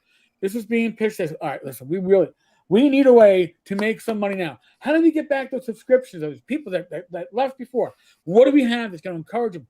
Well, we have this like maps program that was been in development for years. Oh man, it's been in development for years. That's awesome. That sounds great. You must be really far along, right? Yeah, we're in like alpha. That's great, right? Like alpha, beta, right? Like, good. We're gonna go with that, right? It's like, is it ready? Well, I mean, we could just give them a list of what we plan on doing with it, and they'll want to subscribe for $4.56 a month to make sure this happens. Ah, that's great. We like that. What do they call that other thing? Are we anything like Roll20? We're gonna be able to compete with like Roll20 because oh yeah, we're at least as good as they were out of the box. All right, that must be a selling point. Excuse me, sir. Yeah. What about our 3D VTT that we're pushing? Oh, reality is that might not make release, but this we can release now. All right, so let's slightly change the topic. I actually am not up on this. What happened with the 3D VTT playtest? The feedback online from the people that got first off, they said it was exactly what you already saw on the preview when they had your four influencers playing in it in a boardroom on Alienware laptops. They said it was the same. It was the same scenario, so the scenario didn't change. There was some glitching, people falling through floors. What's her name? The Scottish one, the Dungeon and Discourse. She was all over it, and it was kind of like, this is not looking good, not ready for prime time. And I can guarantee you, Rob, that the 3D VTT is not going to be included in your master tier. That's going to have its own pricing. And why do we say that? Because when they brought in, and this is just from hearing the rumors online and stuff like that, when they brought the idea of let's get a 3D VTT, that idea wasn't from the D&D Beyond guys who were already doing this like maps program. So obviously they're competing with themselves for your money, and that I worked for a department store that was a division of Allied Federated, and Allied Federated had this idea that each division should be fighting each other for sales. Well, that's a Dro mentality, Eric. That's how the Dro operate. but then they realized, hey, shit, we just bought out Macy's, and let's just call every store that we own, A&S, Stearns, and a couple others. We'll just make them all into Macy's, right? Like the Borg, they assimilated them all and said, why are we fighting amongst ourselves for sales? We'll just control the board. WotC wants to control the board, but they can't even decide how they're going to do it. The fact that they're releasing the maps program is a sign that they don't have the confidence that the 3D VTT is going to launch on time. It sounds like a lack of leadership and creative vision. Yeah, it's garbage. I can't wait for the launch of their VTT to crash and burn utterly. I can't wait. I'm in like a destroy it all kind of mode. Like I was shitting on Ahsoka, even though I haven't seen it. I watched reviews of Ahsoka, and I'm like, my brother, my nephew was like, "Why have you never seen it? Why do you hate it so much?" I was like, "Because I hate everything that Disney has done to it. I hate everything Wizards of the Coast has done to D&D in the last 5 or 6 years. I hope they crash and burn and end up having to sell it off, do something with it, change up drastically. I hope something changes. I'm in that kind of a mode, I guess." And I think why we have to worry about Wizards? The OSR could do a better 50th anniversary celebration than Wizards at this point. Because there's still a thrill, Robin, buying from the publisher of D&D. There's still a little thrill there when they're not the publisher of the D&D. They just happen to be the people who bought D&D in the pirate sale, and therefore they're publishing D&D. Yeah, I mean, you know what I mean. So publisher, they're the owner of the trademark. They own the IP. There's still a thrill that goes back to my youth, where I feel good about buying something.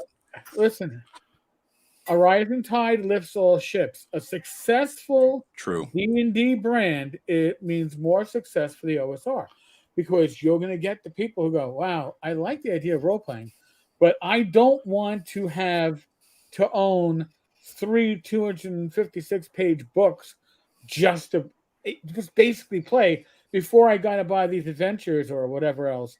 But I can buy Swords of Wizardry and everything is included in 128 pages. It's that factor. Or look, I can find a game like Hyperborea that is very much swords and sorcery. You know, as opposed to Wizards of the Coast, who doesn't take chances. Yeah, they're a large corporation, large corporations. But this MAPS program is literally like a student saying, "Oh shit, my big project's not going to be done in time. I know. I'll do a science project of rusty nails." well, extra credit. You know, because my volcano is not. You know, this is a sign. Listen, do I have inside information? No, but to me, this is the sign that you were hoping for a 3D VTT upon launch. No, especially not if they launch a 3D VTT that is as featureless as this match program. And since the play test that they put out to other people for the VTT had more features than this 2D fiasco, it tells you, first off, they don't have many programmers working on the maps, right? It's somebody from their D&D Beyond staff. And when D&D Beyond was bought out, they still think of themselves in a lot of ways as a separate company from WotC. Yeah, you're probably right. Yeah. They're not integrated fully. No. They still see themselves as, you know, and that they would know digital about. I mean, WotC, they hired dozens of programmers to work on the VTT. Who do they have working on this maps program that this is what they release? Again, take away the fact that it's an alpha. They are asking people that are currently free members at WotC's D&D Beyond to get the master tier so you can use this. Why? Yeah, Who would waste your fucking money? What's Shameless amazing cash to grab. me is that they'll go to incredible lengths to discuss and overanalyze something that they failed to even do anything. You know, they have meetings and meetings and they'll can something and they'll waste tons of money that way. But they never seem to figure out that they waste their reputation with horrific decisions that then ends up costing them way more money than making a mistake. Yeah, it's just like, is there no team that is reviewing, you know, every single thing that they put out now that they've, you know, gone through all this shit after the OGL scandal and everything? They still don't have a team to do basic review of public relations. I mean, like, they're a mess, Greg. They're an utter mess. I mean, and you got this guy doing PR after the OGL. He's the best they had. I mean, obviously the best they thought they had, right? And that was a shit show too. You know, he just meant to be out of gaming.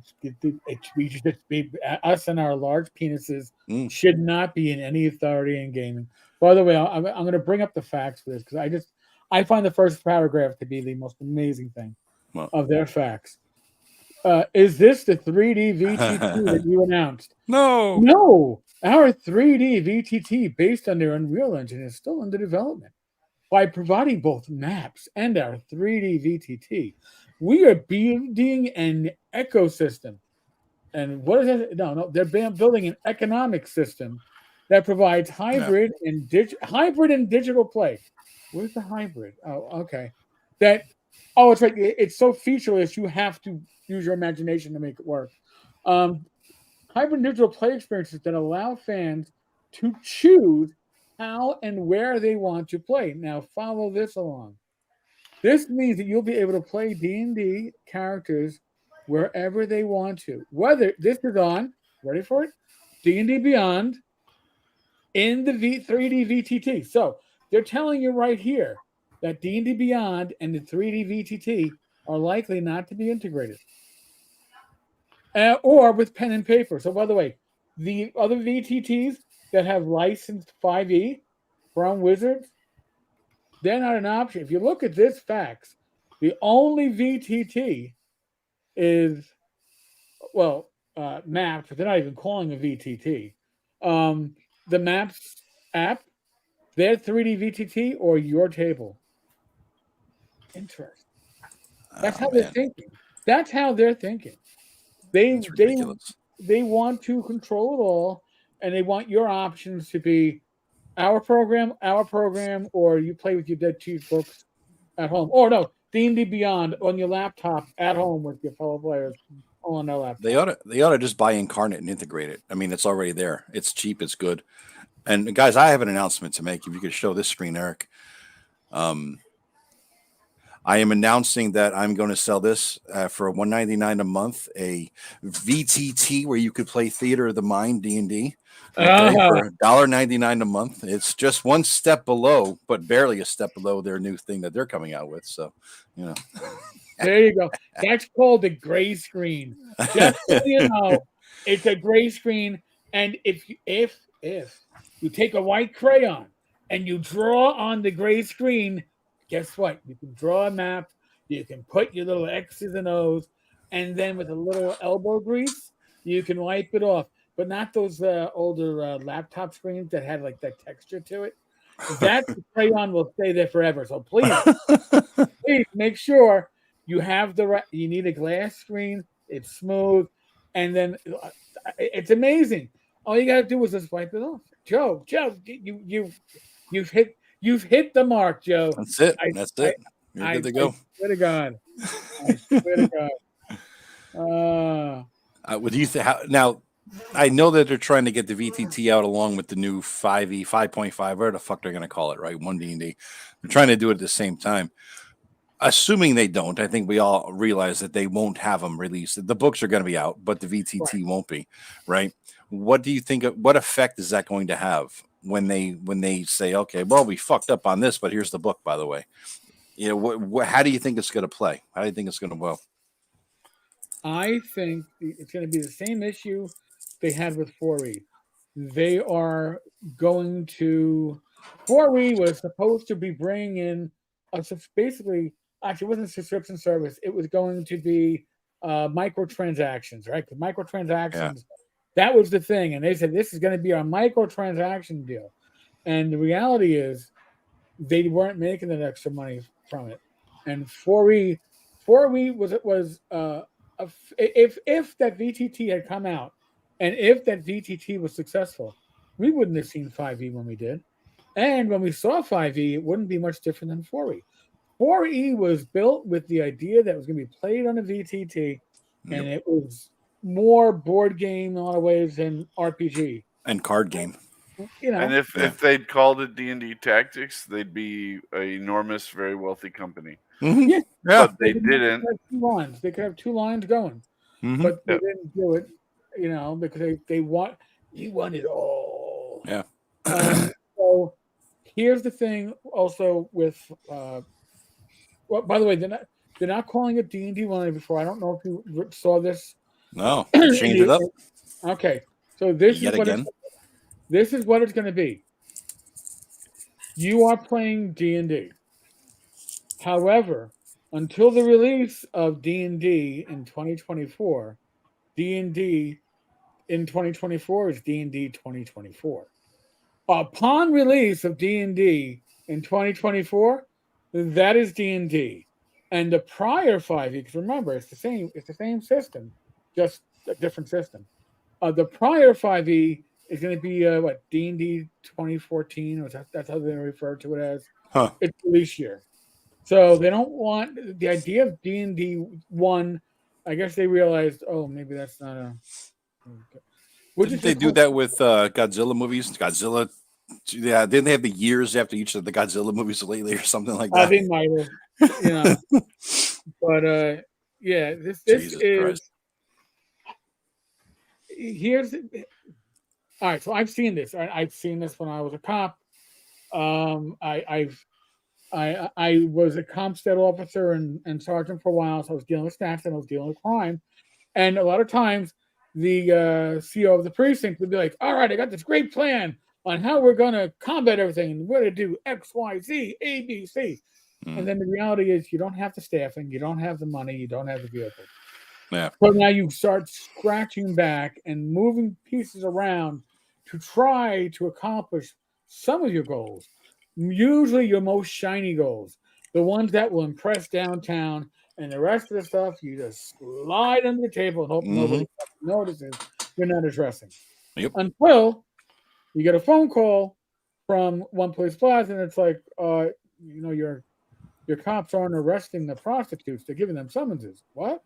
And we spoke to you about it. Well, you don't have anybody officially dealing with the prostitutes because you cut that unit because something else was a different priority.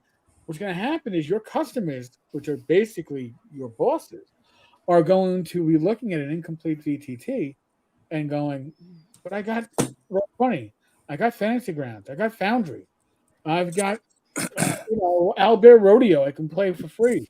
Albert Rodeo gives you more features than their alpha does. Yeah.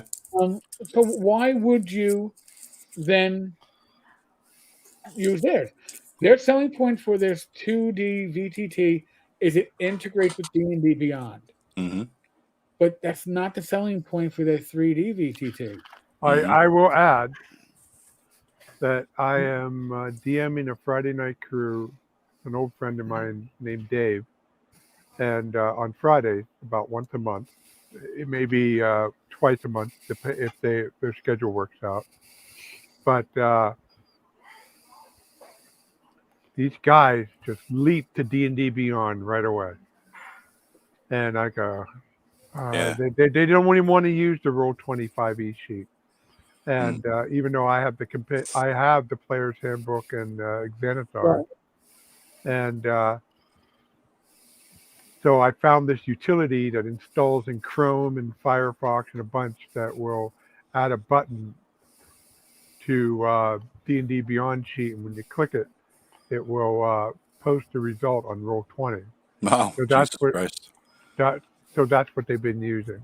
When I ran the game at the book game store about 4 or 5 years ago, maybe 4 years ago, I remember it was mostly kids and some older women, and the kids in their 20s, were they all brought out their iPads or phones. I'm like, what are you doing? No fucking devices at the table. Oh, there's our character sheets. I'm like, what?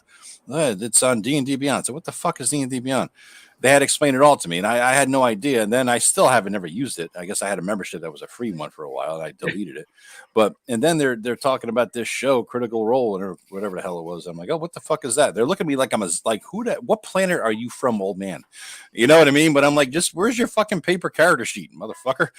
But again, old man thinking. Maybe the kids will like it. But I think you raised a good point, Eric. Is that when the books come out and you can't use the latest, greatest rule system with their VTT. What are you going to do? Just keep fucking playing Roll20 5e because why not? It's a pubic hair's difference, for fuck's sake. What difference does it make? You might as well.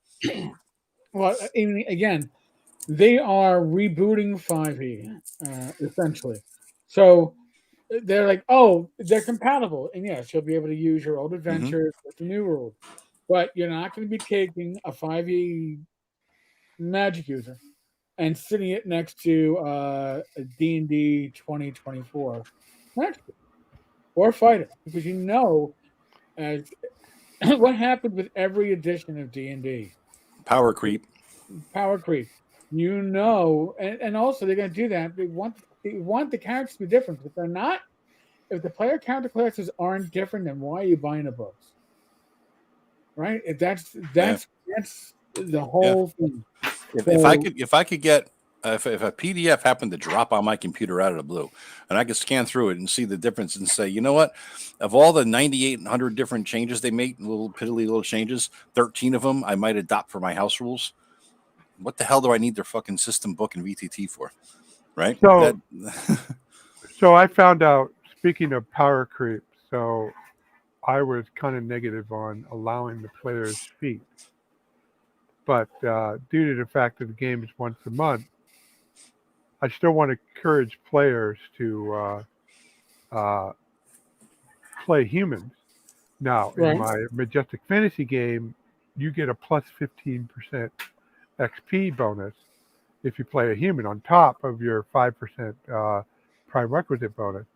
So, and I found that I experimented in several different game stores before I didn't want to be too generous, but I didn't want to, I wanted to have an effect. So 15% turned out to be the right. But that's not going to work in this once a month campaign. But then it occurred to me, these guys were anytime I told them about the no feet rule, they were all 9 players, and that's how many I have in this campaign, were kind of Yeah. disappointed. Yeah. And I realized I can allow okay, you know what? I am going to allow feet, but only if you play a variant human and you get 1 feat. And they all go, whoa! And all of a sudden, the whole party, there were still some non-humans in the party, but the balance completely flipped the other way. They all leaped at the chance of playing human just so they can have that feat. But yeah, I mean, and the feats were introduced in 5e as optional. You don't have to use them. But as soon as the player sees something in the book, if you take it away, that as soon as they see it, they think they have a constitutional fucking right to own it and use it and do whatever they want with it, right? And you go to take it away as a DM, instantly you're starting off as you suck. That's what it comes down to. You're a shit DM. You take away my toys. Oh God, that's half my house rules: pruning the tree of 5e. But Rob, you're talking 2 weeks, Rob, because we only got 15 minutes, I think. But 2 weeks, you're launching a Kickstarter. So my how to make a fantasy sandbox will be either at the end of the last week of September or the first week of October. I'm in the middle of drawing a full color map. It's not very hard. It's just I have because of the con prep and then my sister's coming over. My time to finish the map is limited, but then after next week I should get it done, and that's going to be my banner graphic. Rob, I mean, our next show is what? Not the 6th. It's the 13th. Why don't you launch it live on the show? Okay. I mean, it just makes sense. You know what I mean? We'll all be here. We'll be talking about it. People who like you listen to the show. Launch it live. That'd be kind of cool, maybe. I'm just thinking. Yeah, we could have the page up. Watch as hey, got another backer. Hey, another. Oh, yeah. Another backer. Little excitement, launching on the 13th. That way, the date. You could advertise it, and Eric could advertise it. We'll all talk about it on our videos, and and then that may be fun. Yes, I will talk about it in my extensive videos. Yeah. Speaking of videos, Matt Jackson's putting out some more solo videos. You guys noticed that? Oh, it's really? Good. I used to watch Bob Thank Ross. you, Marcello. To go to sleep at night, watch Bob Ross painting and it helps me sleep or something like that. But now I could put out Matt Jackson solo videos. It has the same effect. It's kind of cool, actually. It's like ASMR. Does he have like magic white and maybe a little shrubbery in his here? Just a happy little mistake. We'll move this happy little cloud over there. In my solo game, I like to use goblins. Goblins do not like clubs. Clubs are painful. I like to add a club to my goblin. Oh, Christ. See, he's not here. We still bust his balls. That's the fun part. Well, it's Matt. It's meant to be. I will say I'm nervous about the Kickstarter because I don't know whether it's going to be how successful it's going to be. I just the last Kickstarter I had was in 2021, so it should be interesting. Well, I mean, you got it set up, right, Rob? You got everything done, pre-Kickstarter or whatever the hell? Yeah, I have to send it for approval, but I need to get that graphics done. So Okay. That's cool. Yeah, so, I mean, by the 13th, you should have enough time, right? Yeah. So, hey, here's something I can bounce off of you guys. So for the cover, okay, it's going to be, I don't have Black Marsh floating around, but it's going to be like Black Marsh, a single picture. And the picture I'm going to do is I'm going to talk to Richard Luschek about this, the guy, the Harn artist that I use for my digest version of Black Marsh. I want him to draw a hand drawing the map of the island of Fade on a piece of hex paper. And that's going to be my center graphics. Cool. Yeah, that works, man. That works. Yeah. Be a full color image. Yeah, I think I mean, as long as it gives a sense of what you're getting in the book, right? Make it mean something. I think that's the key. Make it represent something. You know, as long as it'll be fun. It's a good book. I mean, I edited it, so I have no interest in terms of the money, but I think it's a good book. I enjoyed it. I enjoyed editing. I learned something by editing it. I learned something by reading through it and all that. And you're going to get a mini setting like Black Marsh out of it, right? So right. That's The island the of cool PA. thing too. Yeah. You got to learn how to get a sandbox, how to run it, how to create one. And then Rob's examples, he pulls out of all the things he did and puts it into a supplement. So you're essentially getting a book on how to run a sandbox, and you're getting a sandbox setting. And a new layout and a new Black Marsh digest layout for Black Marsh will be thrown along with it. All right. And since Matt's not here, I'm going to suggest something that Matt should be offering a stretch goal. How to run Rob's text scroll as a solo campaign. I'd like to see Rob I'd like to see Rob. Yeah, I'd like to see Rob get Matt to do that. That would be a stretch goal for the ages. That'd be interesting. You think he would do it though? I don't know. He's Matt. Yeah, I know. He's just I want I to do don't this. know, I want to Joe, do that. Doesn't do To anything. my surprise, Joe really liked the island setting. So maybe.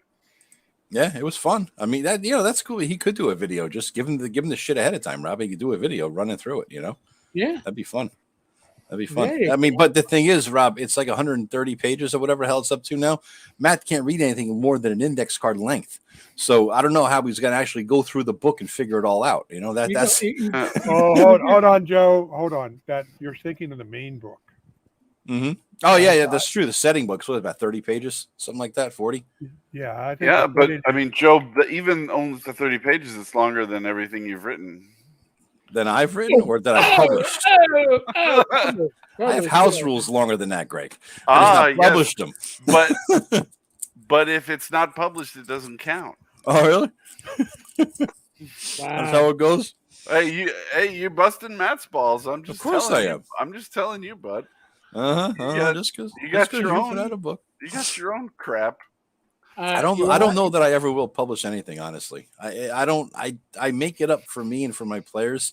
And there's this pipe dream in the back of my head that, maybe I'll publish something someday and be kind of fun. And at the end of the day, it's like, it feels like mowing the lawn on a Saturday afternoon. Why would I want to go out and mow the lawn on a nice Saturday afternoon? I'm going to hire a kid to do it. In other words, I'm going to buy the thing from somebody else and just move along with my life. I don't know. Just something about it appeals to me on some level. But then when it comes to the reality, it's like, fuck that shit. I understand. You're just lazy. Not lazy, or just no drive for it.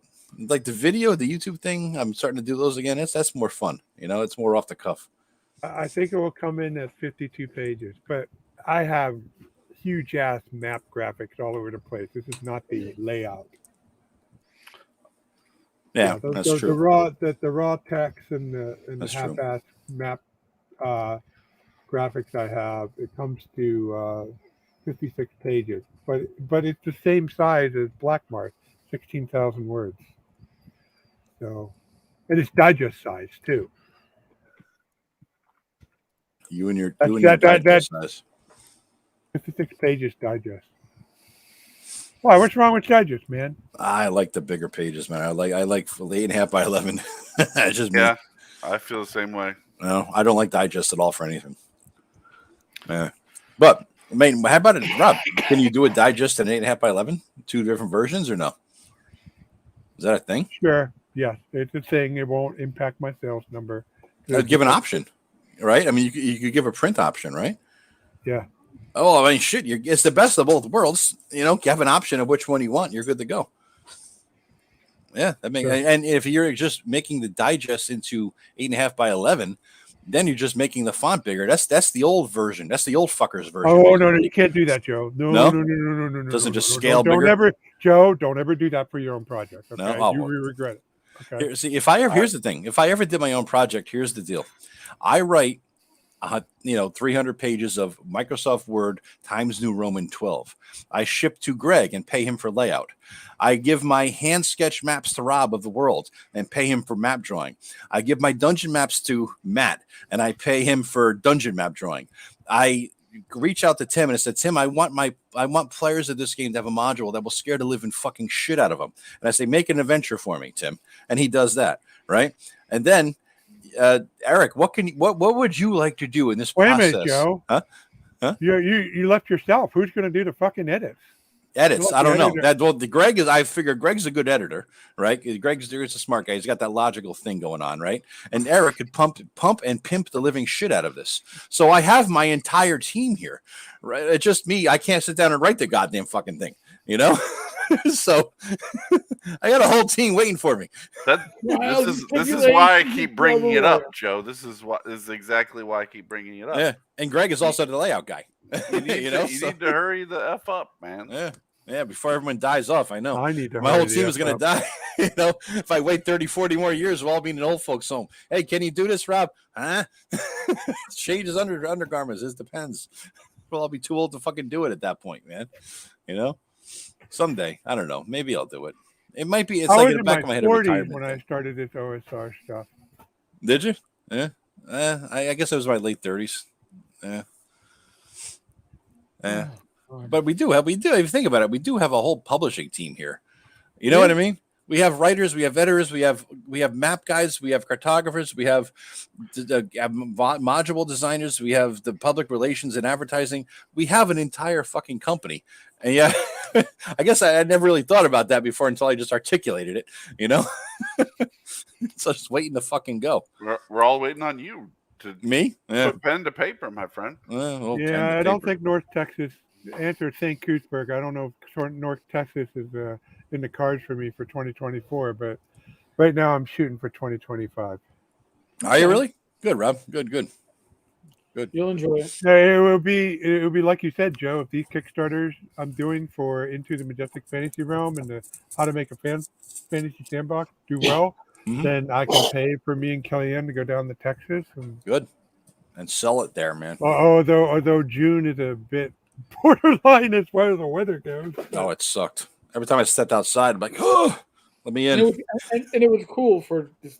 Yeah, I know. That was the sad thing. Even at nighttime, like, let me shoot across the street to that convenience store. I went to get something. I think I got a lighter because I wanted to, light some smokables. And I come back. I'm like, Jesus Christ, what the hell? I sweated walking across the street, Plus, I'm playing Frogger because nobody stops for a pedestrian. I'm just trying to run across and not get crushed. There's no crosswalks in Texas. That's optional. It's like, gee. Wow. Well, listen, at least we're going to be ending this episode on a high note. 15 years, man. Yeah. We were down to 2 at one point, and one of them was me. So it was like, man, how can we offend people? Let's play more elevator music thanks to StreamYard. Oh, my God, they're falling off. They're falling off. We poured the fuck out of them. That's what it was. Well, the good news is, actually, now that I found that feature, I do have access to a large amount, thanks to the Humble Bundle, of free-to-use, royalty-free sound effects and like Conan-esque background music. That's cool. That might be fun for find a sound effect for the bingo, right? Bingo or whatever the hell, Oh, yeah, something like that. More cowbell. Yeah. That's a good idea, Eric. The bingo cards for the subscriber. How many do you have anyway? The subscribers, I think we got like a dozen and a half or so. That's cool. Yeah, that's 18 Speaking people. of cowbells, Christopher Walken's going to be the Emperor in Dune 2. Okay, No way. I'll take that. That's kind of awesome.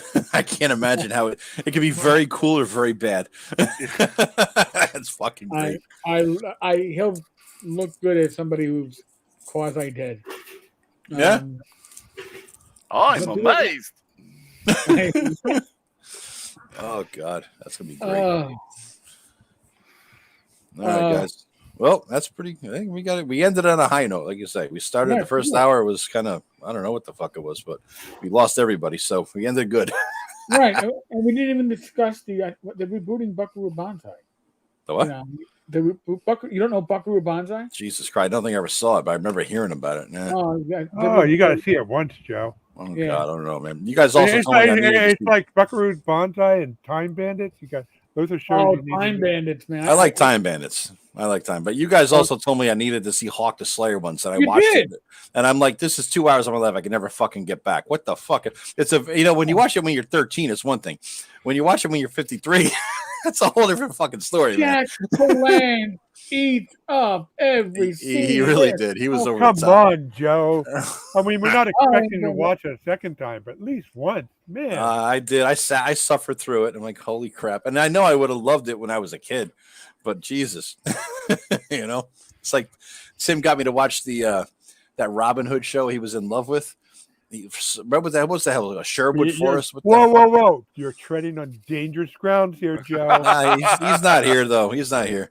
What the hell was that shit called? You liked it too? You're looking at the second biggest fan of Robin of Sherwood. Robin of Sherwood. That's what that shit show was. That was a terrible, terrible show. I'm like, what the hell? How did he like this so much? I gave it 3 episodes, and I'm like, just shoot me now, please. I just stopped. Yeah, I couldn't do it. I even paid for that shit. Because nobody's, Joe. It was You're terrible. A Philistine. It was terrible. Rob, I have to say that given your endorsements of some pretty bizarre shit lately, I have to side with Joe.